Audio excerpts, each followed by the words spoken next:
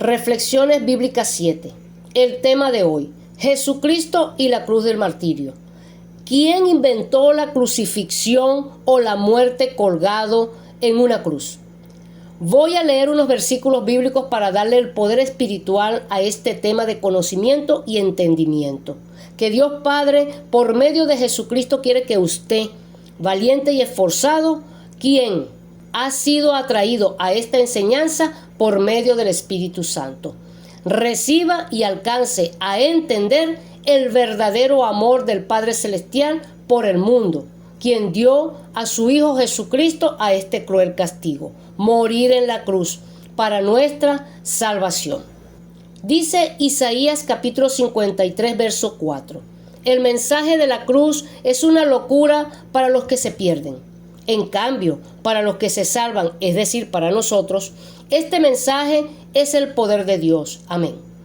Lucas capítulo 9, verso 23 dice: y decía a todos: si alguno quiere venir en pos de mí, niéguese a sí mismo, tome su cruz cada día y sígame.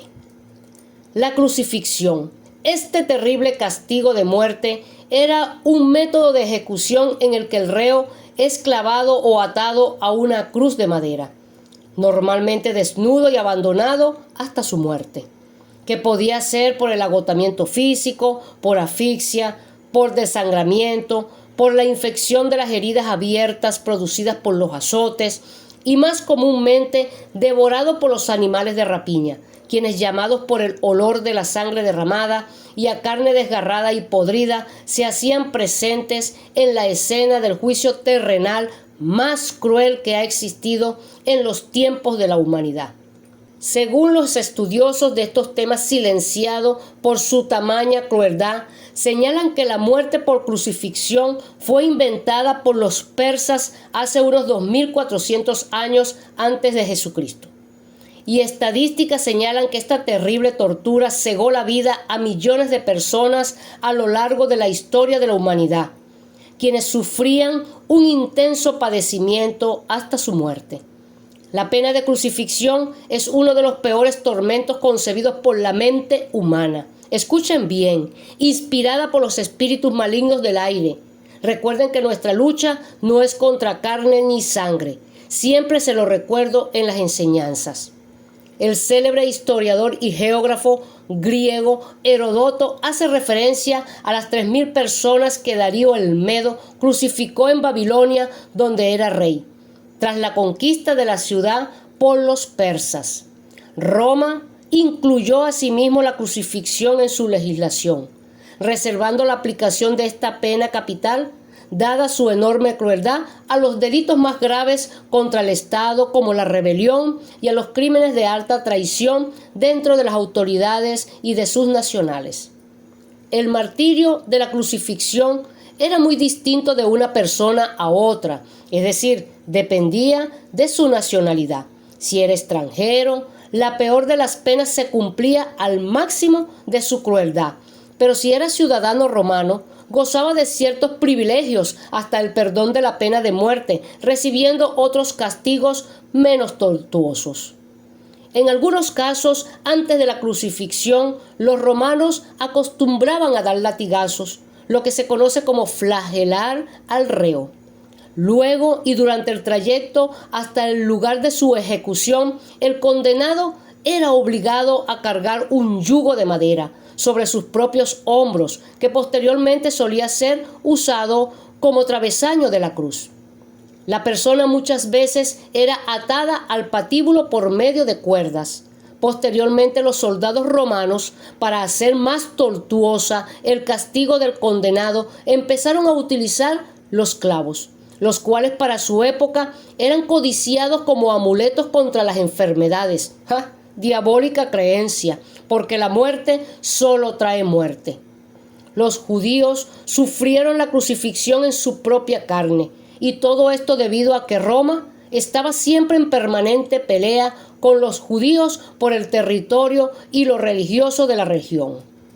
Fue el emperador Constantino quien, a través de un edicto en el siglo IV, prohibió la crucifixión en el Imperio Romano. Pero ese espantoso instrumento de muerte se siguió aplicando en otros lugares y cultura.